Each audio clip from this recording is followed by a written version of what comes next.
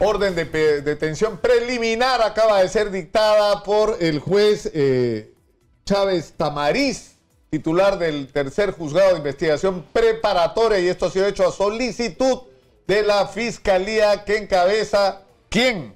Nada más y nada menos que José Domingo Pérez. Se la pidió. ¿Ah? Que parece que es el único que tiene pilas para hacer las cosas. José Domingo lo ha pedido y Jorge Luis Chávez Tamariz, el juez del tercer juzgado, lo ha aceptado. 10 días. Estamos en la línea con Catherine Ampuero, ex procuradora que tenemos todos que recordar que cometió el pecado de preguntarle a Pedro Pablo Kuczynski, oiga, ¿cómo eran sus relaciones, señor presidente, con Odebrecht? Y salió por la ventana Catherine Ampuero. Catherine, muy buenos días. Buenos días, Nicolás. Un placer estar con ustedes. Bueno, es un día importante el de hoy, ¿no es cierto? Sí, es un día indudablemente importante, porque recordemos, Nicolás, que en marzo del 2017 fui la primera en interponer esta denuncia en mi calidad de procuradora. Y ya sabemos todos lo que vino después, ¿verdad? Además de las críticas en ese momento en varios medios de comunicación, diciendo de por qué había denunciado al señor presidente en ese entonces. Ahora estamos viendo los frutos de esa denuncia, que sí habían indicios que decían que el señor Pedro Pablo Kuczynski, entonces presidente de la República, sí tenía vinculaciones con Odebrecht.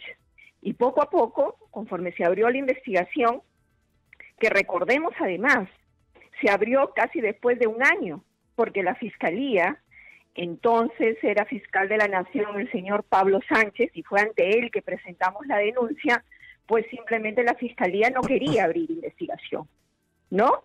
La pasaron. Claro, los argumentos, Catherine, los argumentos eran de política de Estado, ¿no es cierto? Que si tú te metes con el presidente vas a crear una crisis y vamos a caernos por el abismo de la incertidumbre, ¿no? Más o menos eso era el argumento. O sea, no eran argumentos legales, eran argumentos políticos. No, ningún argumento legal.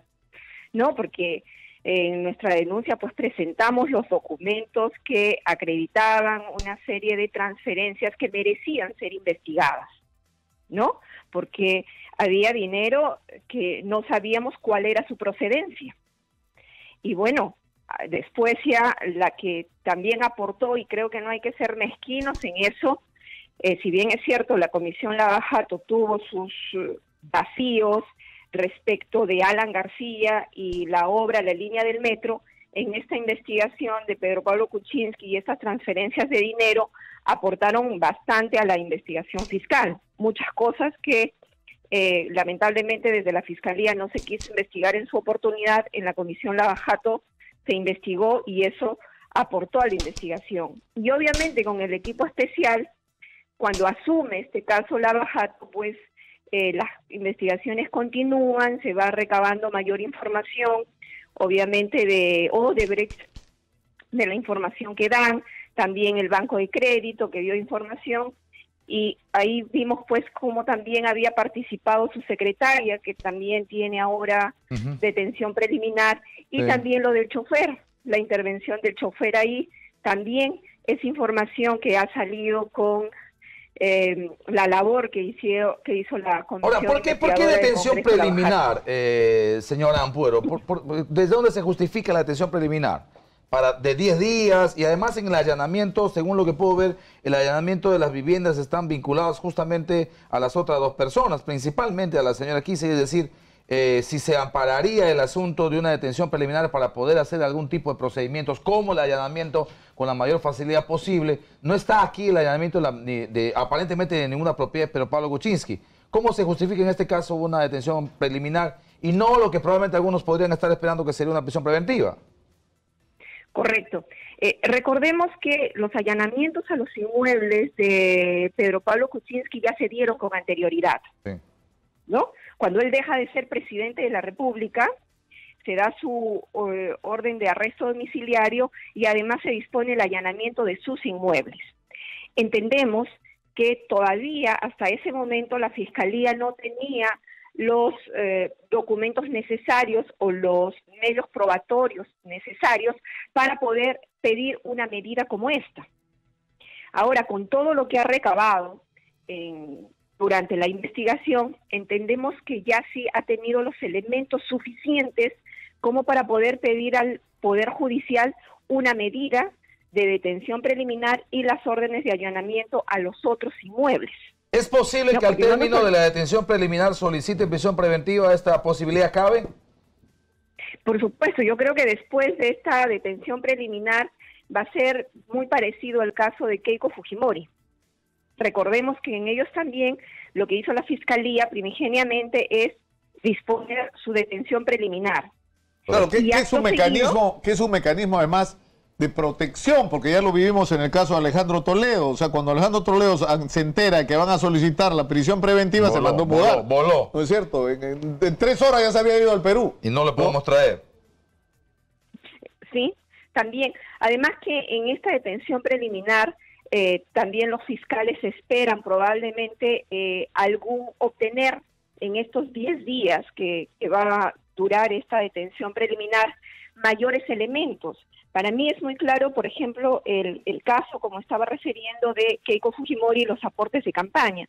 Recordemos que en esos 10 días de detención preliminar hubieron personas que se acercaron al Ministerio Público, ya porque se vieron descubiertas en su accionar irregular, en su accionar ilícito, y finalmente decidieron colaborar con la Fiscalía.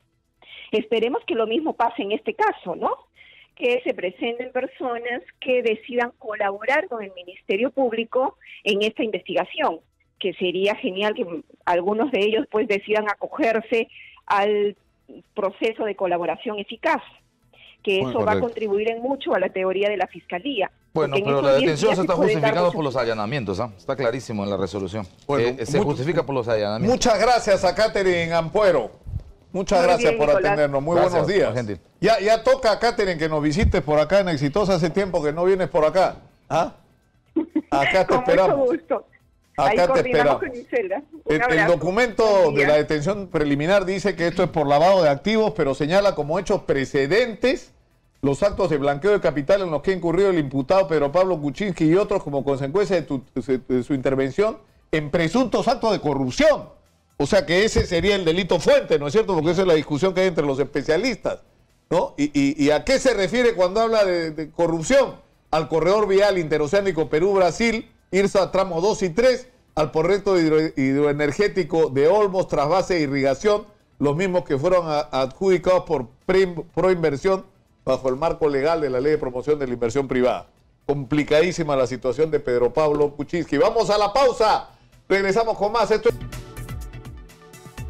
el problema que tiene Verónica, es decir, es cierto. Ha sido sostén de Humala, ese es su problema. No, pero más allá de eso, digamos, porque el argumento en términos políticos puede ser, Ollanta traicionó su promesa original y eso te puede justificar. De acuerdo, pero el problema de Verónica es muy práctico. ¿Está su letra o no está en las agendas? Y no hay ninguna, o sea, yo no la entiendo, sinceramente, porque si no está, tú mismo pides un peritaje. Para acabar esta historia de una vez. Porque esto la va a perseguir toda la campaña. Está claro que ella pretende ser candidata a la presidencia nuevamente en 2021. La va a perseguir toda la campaña, ¿no? Y si en determinado momento se acredita que sí está su letra, o sea, va a ser, pero... Se acabó. Fatal para ella, ¿no? Por eso a ella misma le conviene salir de esa duda inmediatamente. No se entiende esa conducta errática. Pero vamos ahora a hablar de cuál es el balance de estos primeros 100 días. Para empezar, de Jorge Muñoz. ¿Qué dice don Edgardo del Pomar? Bueno, hemos escuchado al alcalde de Lima hacer un balance, entre comillas, de lo que ha ejecutado los 100 días, pero realmente... más allá de continuar con algunas obras que han sido comprometidas en las gestiones anteriores, tanto en la gestión de la señora Villarán como de Castañeda, más allá de meterse en la cosa de la microgestión, que es hacer pistas y veredas en algunos distritos, hablar del teleférico, que también fue una iniciativa del gobierno de Humala, ¿no es cierto?, no nos muestra nada nuevo. Lo que esperábamos, por lo menos los ciudadanos de Lima, es que señalara cuáles son los ejes fundamentales de su gestión para Lima en los próximos años y hacia el futuro, con un horizonte de 25, de 30 años. No hay nada de eso. Y podemos resumir en consecuencia los 100 primeros días de de Jorge Muñoz como una gestión sin liderazgo, sin horizonte, sin objetivos. Tenemos por lo menos 4 dimensiones, 4 ejes fundamentales del desarrollo del gobierno de la ciudad de Lima, que es el eje social, que tiene que ver fundamentalmente con la educación, con la salud, con la seguridad ciudadana. En ese campo, nada. El otro eje fundamental, que es la de la administración, la planificación del espacio físico del uso del suelo. Básicamente, ¿qué es lo que vemos ahí? El tema del transporte, la movilidad, la infraestructura vial. En ese tema, cero. Más allá de esta organización de la autoridad del transporte claro, urbano. que le va a quitar además al alcalde la atribución de decidir sobre eso. Que siempre lo sostuvimos y dijimos que con Ángel que esta es una cuestión y una ley anticonstitucional. Y el tercero... Y el tercer eje está relacionado fundamentalmente con los aspectos económicos y políticos. El aspecto económico es qué está haciendo para promover el desarrollo integral de toda la metrópoli. ¿Y qué está haciendo para eliminar las externalidades negativas en ese desarrollo económico necesario para poder potenciar el desarrollo social de la ciudad? Lo que vemos, nada. En el caso político, el tema de el desarrollo y la implementación de lo que falta en materia de descentralización. Pero no le reconoce ningún mérito, 4-0. Así. Sí, bueno, y Ángel comparte esa mira, opinión, en líneas esa generales, evaluación. pero yo creo, de aquí no saco yo una cosa catastrófica, porque claro, el hecho que no haya hecho ningún anuncio importante podría significar, poniéndome en el lado positivo de él, de que está pues reflexionando, está pensando. Pero eso es cierto. Ahora, los 100 días en nuestra tradición se caracteriza por un ímpetu renovado, brioso, de un gobierno que asume nueva, y que hace 4 o 5 cosas impactantes que marcan un derrotero. En ese escenario, yo creo que el alcalde metropolitano ha sido totalmente sobrepasado por George Forsyth, sí, claro, que desde la victoria lo ha colocado en un lugar secundario. Y para mala suerte suya, en el tema de seguridad ciudadana, le ha nacido un gallo que no esperábamos. El señor Urresti, desde su puesto en Los Olivos, un puesto secundario, ya está haciendo un protagonismo que nuevamente más opaca al señor. Claro, pero lo que ha sido alcalde. sorprendente es lo de Miraflores, porque venía Muñoz de una gestión exitosa, digamos, era la imagen, ¿no? Uno de los distritos más ordenados, más limpios, más seguros, supuestamente.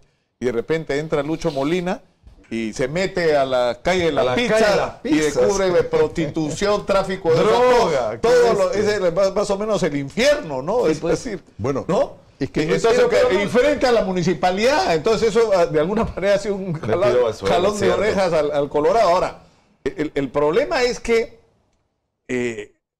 no sé, uno se lanza de candidato a alcalde, digamos, o alguna función, y algún plan tienes que tener, o sea, tú deberías llegar, es cierto, te vas a encontrar con información cruda, real, sobre cómo están las cuentas, cuánto dinero cuentas, con cuánta gente cuentas, si tienes a la gente adecuada. Pero tú tendrías que tener claro qué es lo que quieres hacer. Sobre seguridad, sobre peaje, sobre el metropolitano, sobre los semáforos. Eso es lo que reclamamos por lo menos, ¿no? Que en estos 100 días, no obras ejecutadas al 100% ni grandes obras, sino cuáles son tus lineamientos fundamentales pero para ha dicho Vía Expresa Sur, pero vamos a hablar de eso. Tras la pausa vamos a hablar de eso. Ha tocado un tema decisivo que yo quisiera vale la pena comentarlo. Sí, Estefan Pineo está declarando César Nakazaki, me dicen.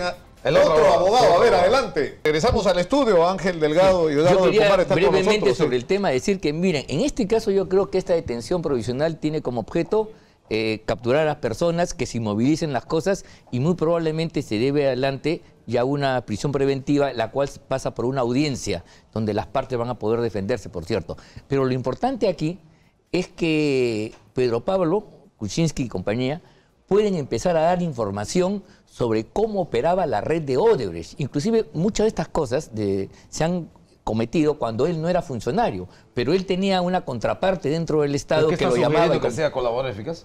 No, él puede dar información, ser colaborador o no. Y pero si da información ya reconoce el delito, ¿no? Bueno, pero bueno... Va a ser complicado que reconozca el delito. Vamos a ver. Si PPK reconoce el delito, se va a quemar de una aquí cascada. Lo importante, la hipótesis que yo tengo es que él ha tenido que actuar con una pléyade de personajes que nosotros, desde el punto de vista político en los medios, lo hemos caracterizado como una argolla lobista vinculada al Estado durante hace mucho tiempo y que Pedro Pablo Kuczynski era su figura visible.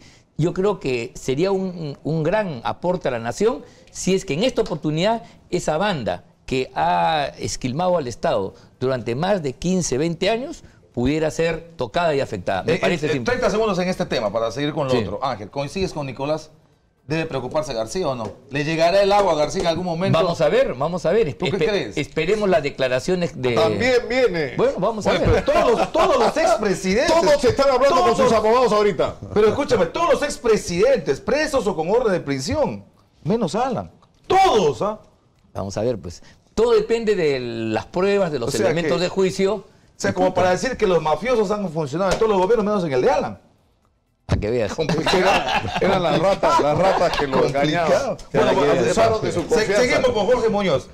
Vía Expresa Sur y Metropolitano con su ampliación. Ha dicho que esas son las, las líneas maestras. Sobre este tema de la prolongación de la vía expresa, yo creo que aquí hay un problema. El otro día escuchaba a un colega de ustedes, ¿no?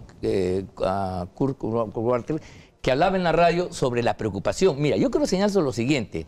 Este es un proyecto muy antiguo, que estuvo pensado desde que se hizo la vía expresa ya hace cuánto tiempo atrás, y que se dejó de lado porque se complicó toda vez que la zona de San Juan de Miraflores ya tiene un alto grado de urbanización y por lo tanto hacer expropiaciones va a crear una complicación terrible. Y por otro lado, los ejes de la ciudad ya no estaban por ahí. Eso es lo que yo he escuchado durante mucho tiempo cuando he estado en la municipalidad. Pero por otro lado, ¿por qué Congraña y Montero?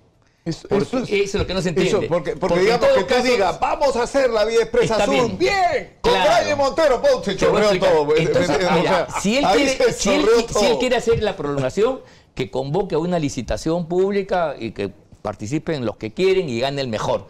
Pero en este caso se está reconociendo un derecho dudoso de Graña y Montero, que igual lo tenía en la vía Javier Prado, porque ellos en un tiempo atrás, hace muchos años, presentaron una iniciativa. Y a partir de ahí ellos creen que tienen un derecho que le permite que nadie más que ellos pueden hacer la obra. Y además esta es una obra que se realiza bajo la modalidad ya totalmente cuestionable y corrupta de las concesiones, donde la empresa es la que hace el proyecto. En conclusión para Ángel Delgado Jalao. No, a mí me parece que esto es un tema mucho más grave, porque aquí estamos hablando de corrupción de las empresas y el socio principal de Odebrecht de 0 a 20, de 0 a 20 está metido con Edgardo. De 0 a 20. Yo le doy un 11. Y hay una cuestión, no es que estemos en contra de Jorge Muñoz o le tengamos ojeriza. Lo que pasa es que hay un proverbio en la Biblia, en Lucas, que dice: a quien más se le ha dado, más se le exige. De manera que Jorge Muñoz ha sido funcionario, ha sido regidor, ha sido alcalde 8 años en Miraflores, de manera que entendíamos todos que era el más preparado, el que tenía mayores competencias, habiendo otros, por supuesto, en la lista electoral el año pasado. Y en consecuencia, en 100 días se debió, como señalo, haber puesto las líneas maestras de lo que pretende hacer para la ciudad, no solo en los 4 años que vienen, sino de acá a 25 o 30 años, porque un estadista gobierna para el futuro, pero no hay nada de eso. Por eso decíamos, hablar de Graña y Montero, de la obra de la Vía Expresa Sur, es una cosa que ya la hicieron en otras gestiones hace 8 años, ¿no? No le hicieron, está inconclusa, si la va a terminar, la quiere hacer. Más allá de Graña y Montero, es bien complicado. Es una iniciativa de Graña y Montero del 2012, si lo consigue, se declaró de necesidad de la ciudad en 2012, y en 2013 debe haberse suscrito el contrato, que no se hizo en la gestión, no sé por qué razones. El tema de Naranjal, Chimpuogio en la extensión del Metropolitano, es un tema que estaba previsto. Me refiero a que no hay cosas que han nacido de su iniciativa, de sus planes, de sus proyectos. Lo que sí es cierto es que más allá de la necesidad de trazar un plan de largo plazo, había cosas urgentes que sí se podían hacer. Reunir a todos los alcaldes y tener una estrategia conjunta para la inseguridad. Reunir a todos los alcaldes y tener una estrategia conjunta para poner un mínimo de orden en el tránsito. Es cierto que viene la autoridad, lo que quiera, pero hay cosas que se han podido hacer y que no se han hecho. Hay temas candentes. ¿Qué va a pasar con los peajes? Esos que ocasionaron hace 2 años una movilización en Puente Piedra, en la zona norte. No, ahorita en Lurín, ¿ah? ¿Ya? Ahorita en Lurín. Bueno, ¿qué cosa va a pasar con ATE? O sea, yo no sé si nos hemos enterado, pero hoy día la municipalidad no es responsable del tránsito. ¿Cómo se va a implementar eso? Debería el alcalde decir a favor, en contra, algo sobre el tema. Sí, pero además, ¿qué va a pasar con esta ciudad que está reventando por todos lados? El alcalde no puede decir, eso no es mi tema, no es esa parte. Pero es tu ciudad porque es Lima. Ya reventó Villa El Salvador. Ha vuelto a reventar San Juan del Lurigancho. Van a seguir reventar. Claro, responsabilidad me dirán de los desagües viejos, pero ocurre en la ciudad que tú gobiernas. No, pues cierto. Donde tú tienes hace rato una presencia en el directorio. No. Recién acaba de tener un espacio porque nunca ha querido el Poder Ejecutivo soltarse de APAL. Es verdad. En todas las ciudades importantes del Perú, en todas las provincias, por efecto de la organización, tiene que liderar, quien comanda y quien dirige es el alcalde. la empresa. Pero es el ese alcalde. Manuel dice, él ha debido tener una proactiva porque es un asunto que acontece en la ciudad y por lo cual tiene derecho a Lo que acontece es que tenemos que irnos a la pausa y terminar. Lo cierto es que se ha destacado un liderazgo que es el, como dijo también Ángel, ¿no? George Forsyth, un alcalde distrital que está demostrando justamente cómo es que se tiene que enfrentar los problemas que nos presentan y seguramente hará anuncios de cosas importantes para todos los municipios del Perú, ¿no? Muchas gracias por estar con nosotros. Nos vamos a la pausa. Regresamos con más. Esto es Exitosa, la radio del Perú. También viene